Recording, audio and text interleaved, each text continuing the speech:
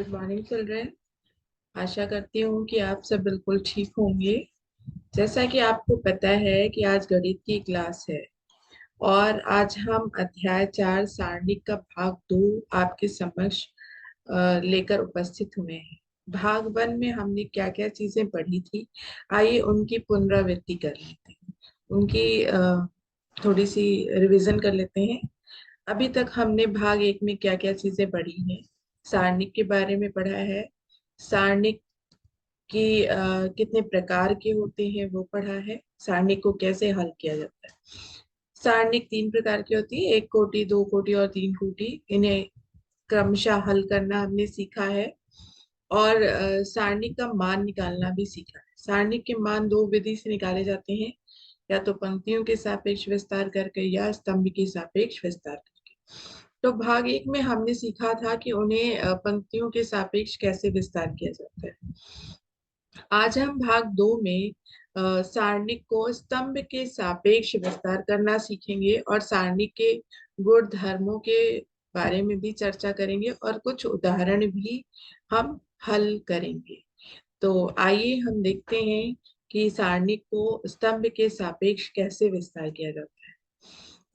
पहले भाग में हमने सारणिक को पंक्तियों के सापेक्ष विस्तार किया था। सारणिक में क्या होता है कि पंक्तियां होती हैं और स्तंभ होती हैं। जितनी पंक्तियां होती हैं और जितने स्तंभ होते हैं उसी के हिसाब से उसकी कोटि का निर्धारण होता है। जैसे कि सारणिक में 2 पंक्तियां और 2 स्तंभ है तो वो तृतीय कोटि का सारणिक कहलाता है। और अगर यदि सारणिक में 3 पंक्तियां और 3 स्तंभ है तो वो तृतीय कोटि का सारणिक कहलाता है। आपके स्क्रीन पर एक सारणिक ए दिख रहा है जिसमें कि आपको 3 पंक्तियां और 3 स्तंभ दिख रहे हैं। इसका मतलब ये हुआ कि ये सारणिक जो है वो द्वितीय कोटि का सारणिक है। अब इस द्वितीय कोटि के सारणिक को हम स्तंभ के सापेक्ष विस्तार करें। स्तंभ यानी हम पहला स्तंभ ले लेते हैं A1 1, A2 1 और A3 1। इसी के सापेक्ष हम इसका विस्तार करेंगे। तो हमने पहला अवयव ले लिया स्तंभ का A1 1 और हमने पहले स्तंभ और पहली पंक्ति को छोड़ दिया। उसके बाद जो हमारे पास बचता है वो है A22, A23, A32 और A33, जिसने हमने द्वितीय सारणिक के रूप में लिख लिया है। अब हम पहले स्तंभ के दूसरे अवयव A21 पर जाते हैं और A21 यानी वो जिस पंक्ति में है उस पंक्ति और पहले स्तंभ को छोड़ देते हैं। उसके बाद हमारे पास जो बचता है वो है A12, A13, A32, A33। इसके बाद हम पहली पंक्ति के तीसरे अवयव यानी A31 पर जाते हैं। A31 को लेने के बाद हम पहले स्तंभ और तीसरी पंक्ति को छोड़ देते हैं। उसके बाद जो हमारे पास द्वितीय कोटि के सारणी में बचता है वो है A12, A13, A22 और A23। इसे हम हल करते हैं। इसे हल करना हमने भाग 1 में बहुत अच्छे से सीखा था। यानी जो द्वितीय कोटि का सारणिक होता है उसको हम तिर्यक गुणा करते हैं। इन्हें हम आपस में तिर्यक गुणा करते हैं और माइनस चिन्ह के साथ जो भी तिर्यक गुणा करने पे प्राप्त होता है उन्हें हम आपस में माइनस कर देते हैं और उसके पश्चात हमें इसका मान प्राप्त हो जाता है। तो अगर हम देखेंगे तो यहाँ सारणिक एक का कुछ इस तरीके से मान प्राप्त हो रहा है और इसे हम भाग 1 में प्रथम पंक्ति के सापेक्ष विस्तार करने पे जो मान प्राप्त हुआ था उससे तुलना करेंगे तो हम देखेंगे कि दोनों ही मान बराबर है। यानी कि इससे ये निष्कर्ष निकलता है कि किसी भी सारणिक को यदि हम पंक्ति के सापेक्ष विस्तार करें या फिर हम स्तंभ के सापेक्ष विस्तार करें, उसका मान जो है वो सदैव ही समान रहता है, उसका मान परिवर्तित नहीं होता है।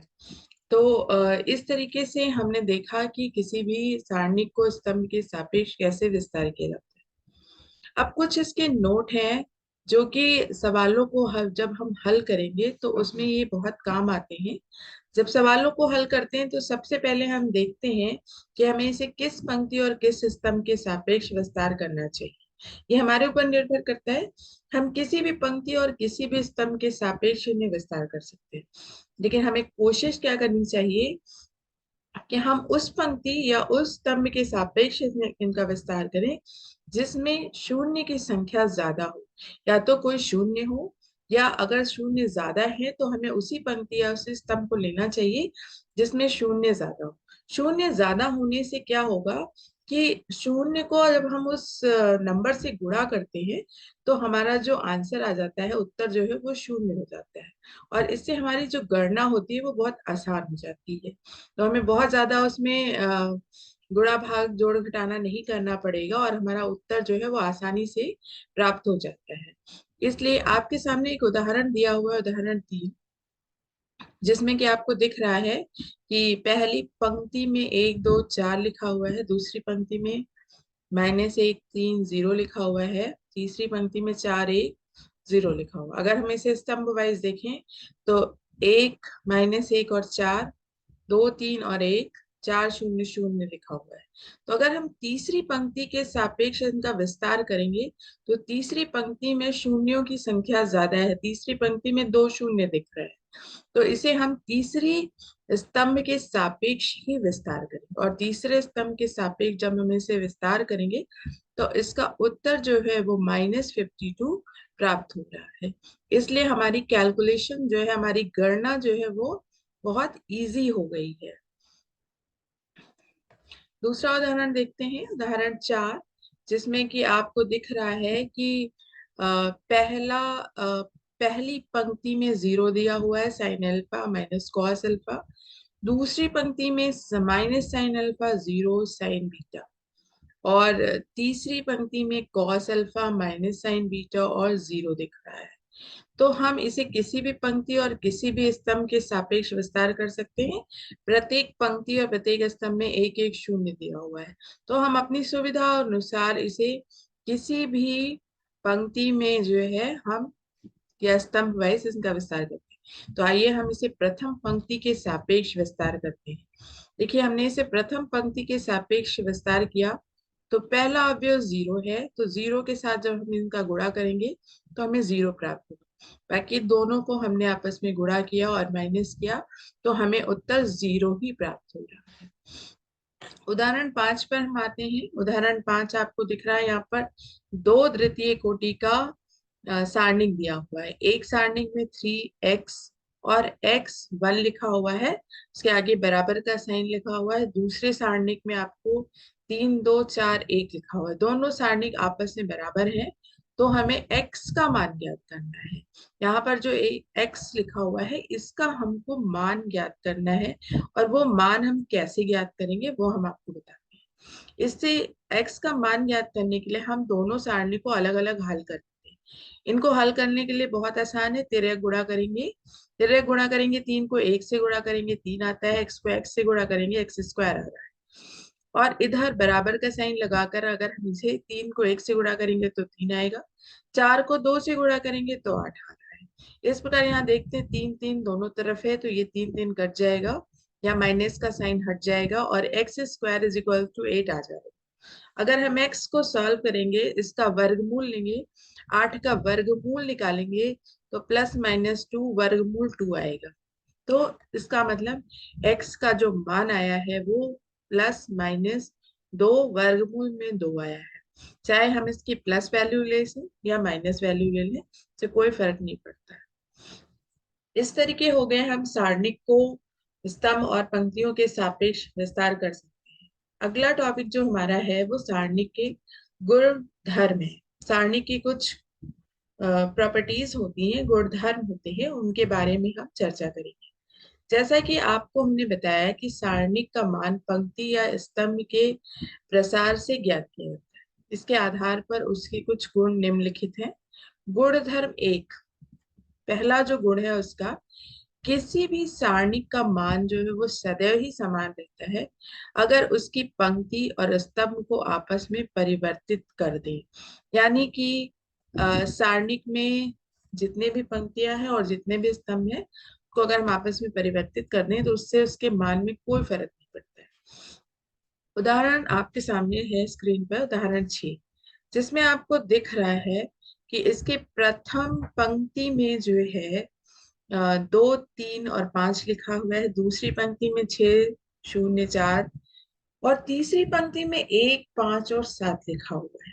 इसे अगर हम प्रथम पंक्ति के सापेक्ष विस्तार करते हैं तो इसका मान -28 आ रहा है। अब यदि हम पंक्ति और स्तंभ को आपस में बदल दे, जैसा कि गुणधर्म 1 में बताया गया है कि हम सारणी की पंक्तियों और स्तंभ को आपस में बदल दें तो उसका मान अपरिवर्तित रहता है। अब अगर हमने इसकी स्तंभ को हमने पंक्तियां बना दी तो 2 6 1 स्तंभ को हमने उसकी पंक्ति बनाई, 2 6 1 को हमने पंक्ति वाइज लिख दिया। इसी तरीके दूसरा स्तंभ 3 0 5 है, उसे हमने पंक्ति में लिख दिया -3 0 5। तीसरा स्तंभ 5 4 और -7, उसे हमने पंक्ति के फॉर्म में लिखा 5 4 -7। अब हम इन्हें हल करेंगे। इन्हें हल हमने किया स्तंभ के सापेक्ष। पहले को हमने पंक्ति के सापेक्ष हल किया था, दूसरे को हमने स्तंभ के सापेक्ष हल किया, और हल करने पे हम देख रहे हैं कि उत्तर हमें -28 ही प्राप्त हो रहा है। यानी पर यहाँ क्या निष्कर्ष निकलता है कि किसी भी सारणी के पंक्तियों या स्तंभ को आपस में परिवर्तित करने पर उसका जो मान है वो सदैव ही अपरिवर्तित रहता है। वही मान आता है चाहे पंक्तियों को या स्तंभ को आपस में हम बदल दें। इस प्रकार गुणधर्म 1 जो है वह सत्यापित होता है। अब गुणधर्म 2 क्या है? गुणधर्म 2 क्या है कि किसी भी सारणी की 2 पंक्ति और 2 स्तंभ को अगर हम आपस में बदल दें तो सारणी का मान जो है वो बदल जाता है, सारणी के मान का चिन्ह बदल जाता है।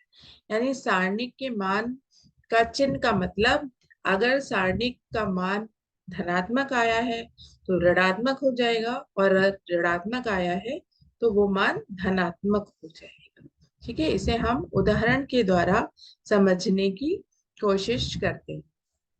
आपके सामने स्क्रीन पर एक उदाहरण है 7। उदाहरण 7 में आपको दिख रहा है कि इसकी जो पंक्तियां हैं वो है 2 -3 और 5, 6 0 और 4, 1 5 और 7। अब हम इसको हमने पिछले उदाहरण में हल किया था, और पिछले उदाहरण में हमने इसको हल किया था और देखा था कि इसको हल करने पे उत्तर जो है -28 आ रहा था। अब अगर हम इसे यहाँ पर हल करते हैं तो इसका उत्तर भी -28 ही आएगा, क्योंकि ये सेम डिजिट्स है, सारे नंबर वही है। अगर इनकी पंक्तियों को, नीचे की दोनों पंक्तियों को देखिएगा ध्यान से, R2 जो है वो 604 है और R3 आपका 15 -7। इन्हें हमने आपस में बदल दिया, यानी R2 की जगह R3 लिख दिया और R3 की जगह R2 लिख दिया। देखिए 2 -3 5 15 -7 604। ध्यान से देखिएगा, R2 की जगह हमने R3 लिखा है और R3 की जगह हमने R2 लिख दिया है। अब हम इन्हें जो है पंक्तियों के सापेक्ष ही हल करेंगे, और हम पंक्तियों के सापेक्ष इन्हें हल करेंगे और देखेंगे कि क्या उत्तर आता है।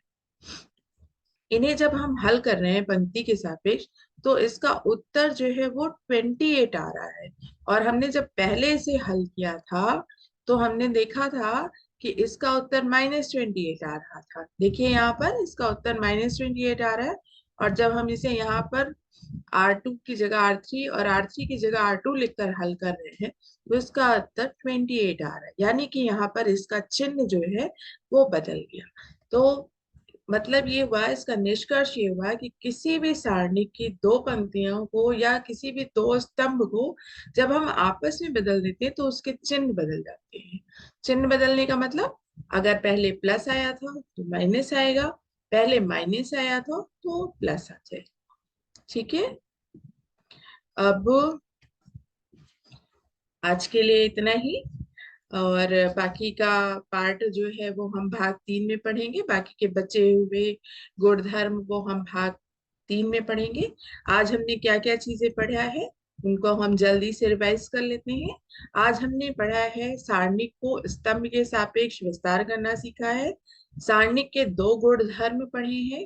पहला गुणधर्म हमने पढ़ा है कि जो किसी भी सारणी की तीनों पंक्तियों और तीनों स्तंभ को अगर हम आपस में बदल दें तो सारणी का मान अपरिवर्तित रहता है।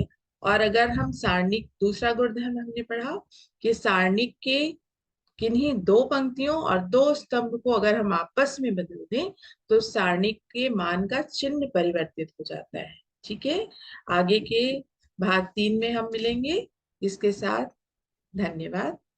आज का अध्याय, आज का पाठ यहीं पर खत्म होता है।